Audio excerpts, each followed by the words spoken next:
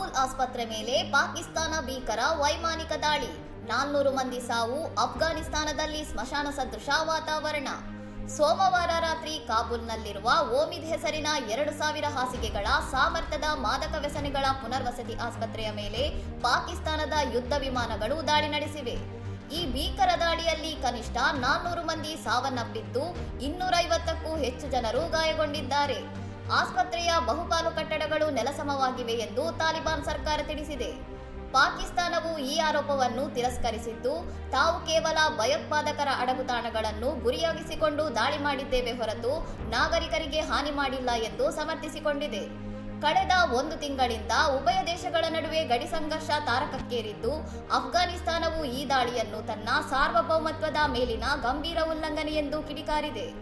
ಕಟ್ಟಡದ ಅವಶೇಷಗಳ ಅಡಿಯಲ್ಲಿ ಇನ್ನೂ ಅನೇಕರು ಸಿಲುಕಿರುವ ಸಾಧ್ಯತೆ ಇದ್ದು, ಮೃತರ ಸಂಖ್ಯೆ ಮತ್ತಷ್ಟು ಏರಿಕೆಯಾಗುವ ಆತಂಕವನ್ನು ತಾಲಿಬಾನ್ ವಕ್ತಾರ ಹಮ್ದುಲ್ಲಾ ಫಿತ್ರತ್ ವ್ಯಕ್ತಪಡಿಸಿದ್ದಾರೆ. ಇನ್ನಷ್ಟು ಸುದ್ದಿಗಳಿಗಾಗಿ ನೋಡ್ತಾ ಇರಿ ಸೌರಂ ಟಿವಿ.